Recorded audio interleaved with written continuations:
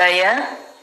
First of all, I would like to pay respect to Most Venerable Bhante P. Siwali Mahathero and Most Venerable Bhante Sumita Mahathero and all Sangha members. Thank you so much for your attention on Bhikkhunī Sangha, which is one of the 4 pillars of Buddha Sasana. To all participants, it is so good to have you all here.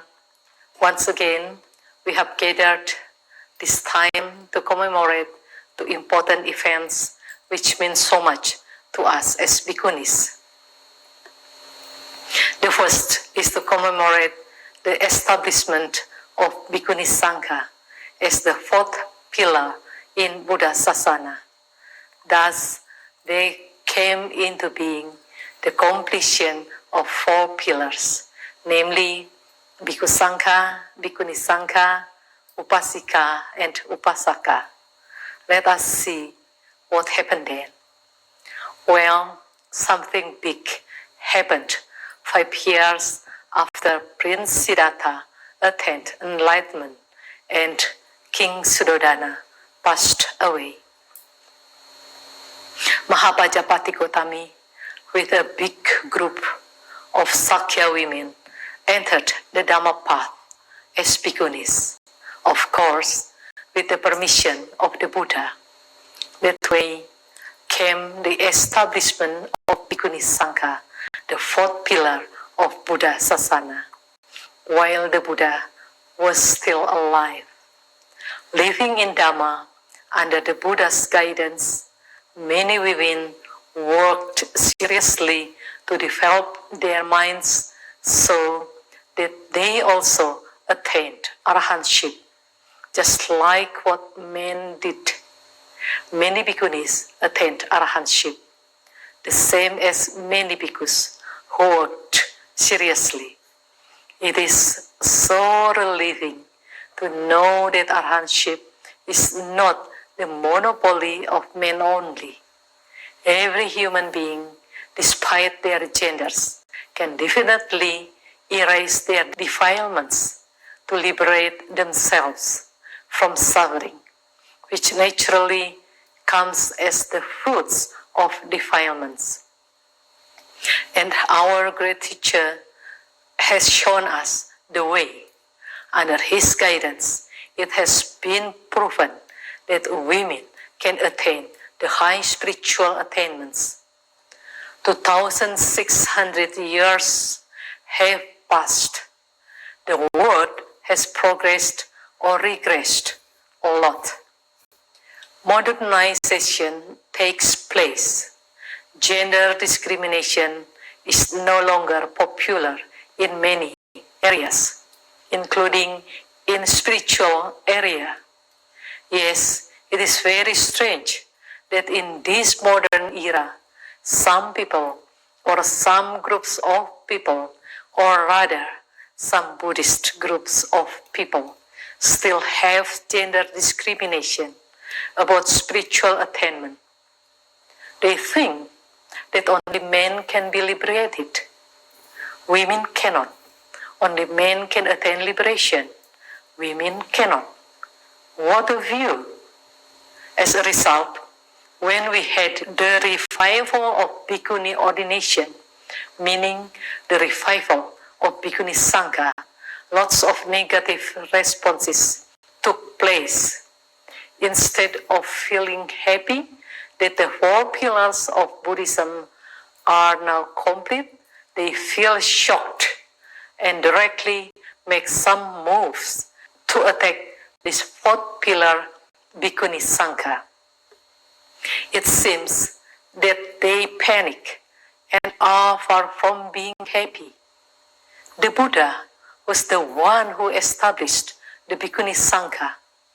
But these people who call themselves Buddhist, the followers of the Buddha, dare to oppose the revival of Bhikkhunī Sangha. Did they cheer and have a big party, feeling happy when Bhikkhunī Sangha disappeared? Because the Bhikkhunis at that time in very terrible positions, so they could not go on living as bhikkhunis, I wonder. But Dhamma has power. Yes, it does. After so many hundred years, the Dhamma seeds started to grow in the hearts and minds of some women. This Dhamma power was so strong that the women could not stop their struggles to continue what had been taught by the Buddha. Against all odds, once again, there was a strong movement of women who decided to become bhikkhunis, living a Dhamma life as shown and taught by the Buddha. So much hardship and so many problems came to these women, sometimes almost unbearable, because the attacks came from the other Buddhist pillar or pillars. Some bhikkhunis know how bitter it is to be harmed by some bhikkhus or some upasikas or upasakas. But Dhamma works. Several decades have passed. Bhikkhuni Sangha still exists. Bhikkhuni Sangha now gets more spots of bhikkhus and upasikas and upasakas.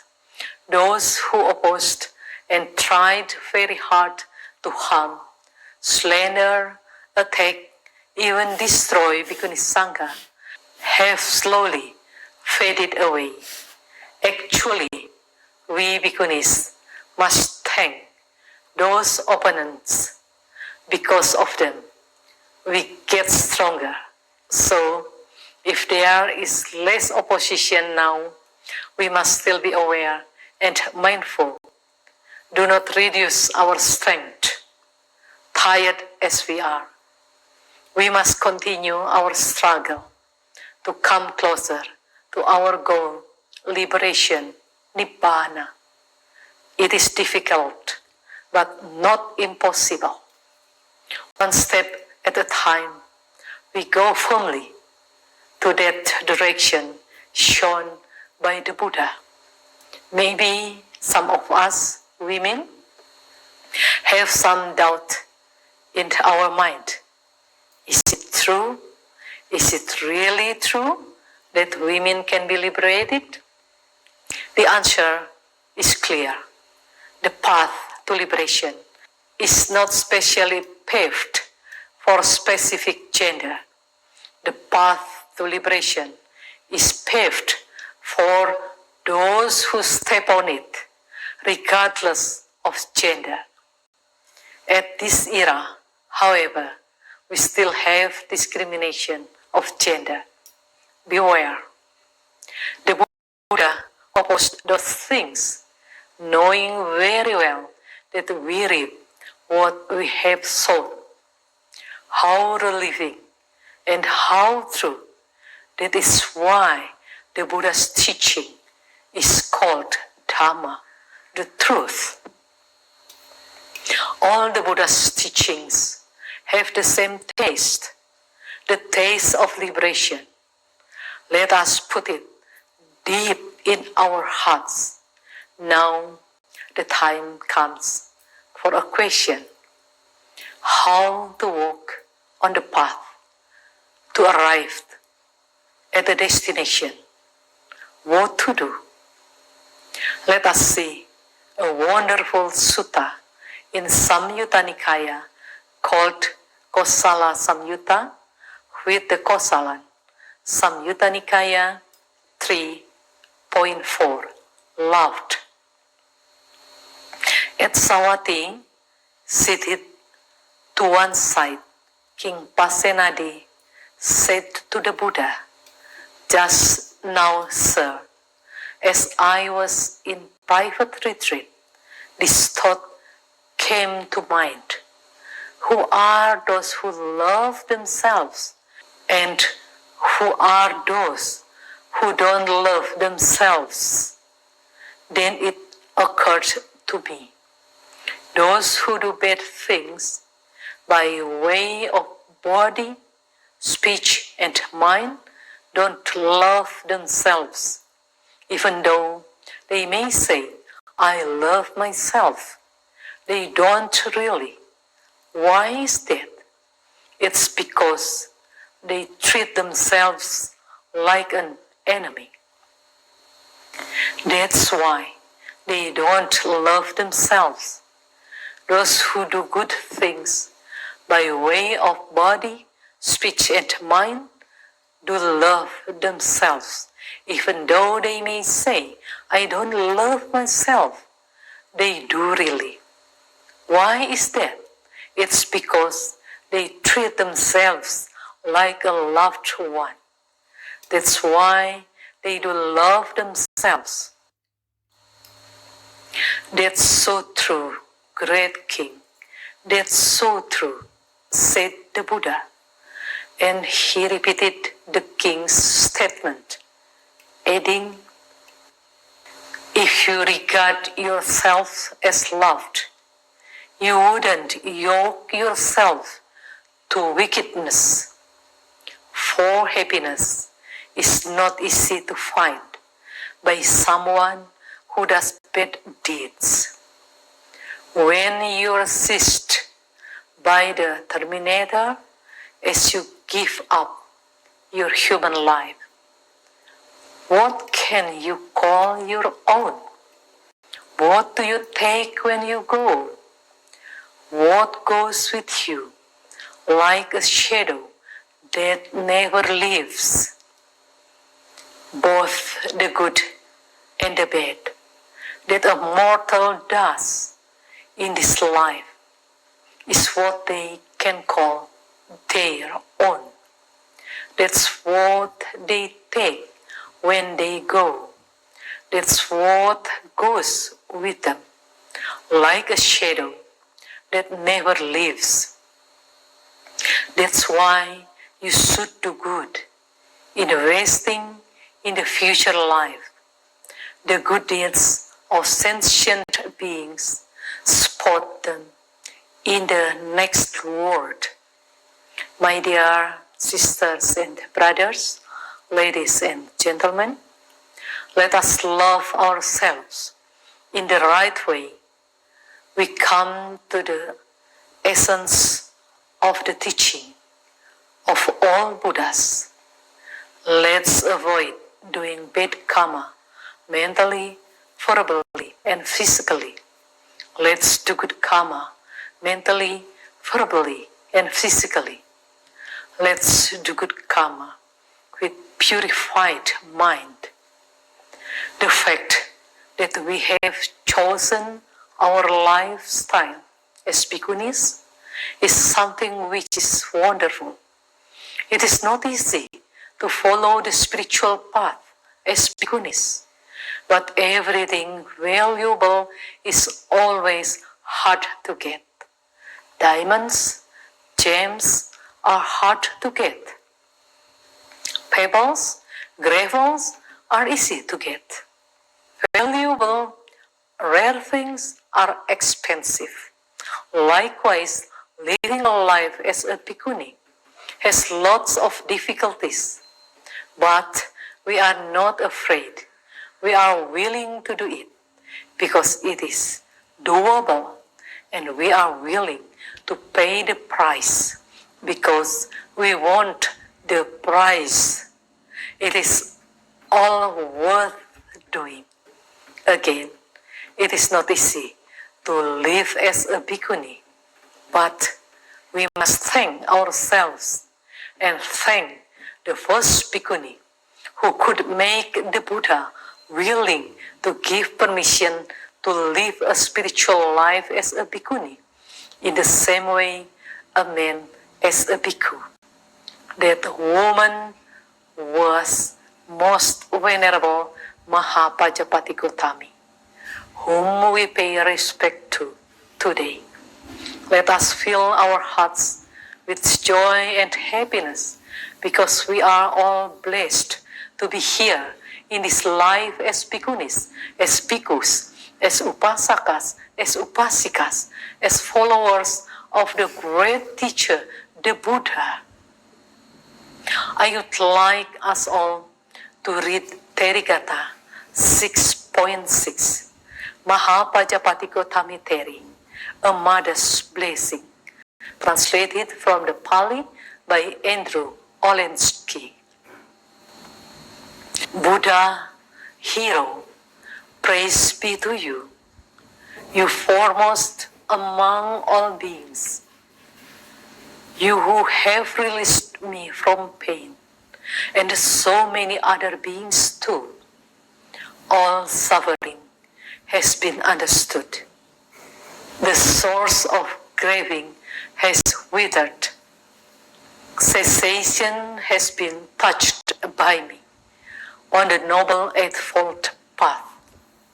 I've been mother and son before, and father, brother, grandmother too, not understanding what was real. I flowed on without finding peace. But now I have seen the Blessed One. This is my last compounded fall. The onflowing of birth has expired. There's no more rebecoming now. See the gathering of followers, putting for the effort, self-controlled, always with strong resolution. This is how to honor the Buddhas. Surely, for the good of so many, did Maya give birth to Gautama, who burst asunder the maze of pain of those stricken by sickness and death. That is the wonderful expression said by Most Venerable Mahapajapati Gautami. If we ponder deeper, we can come to a conclusion that the compassion of the Sammasambuddha has shaped so many beings in the past and is saving so many beings now, and is still going to save so many beings in the future. Thinking about it, aren't we all super lucky to have the Buddhas as our great teacher and great hero? Aren't we all super fortunate to have Buddha Dhamma to make us able to struggle for self-conquest and to bring us to liberation and perfect victory? It is indeed the highest blessing that we can come in contact with Buddha Dhamma, which can guide us to put down our burdens, to leave the sources of suffering, and to live in harmony with reality in this life and nature. That way, we can taste the fruits of calm, peace, wisdom, and happiness. Though still in a very small scale, yet we can and must move forward bit by bit, the best way we can, one step at a time, onward to the direction of liberation, to the cessation of dukkha. Through this commemoration today, let us pay homage to Most Venerable Mahapajapati Gautami, who paved the way for a life path as Bhikkhunī.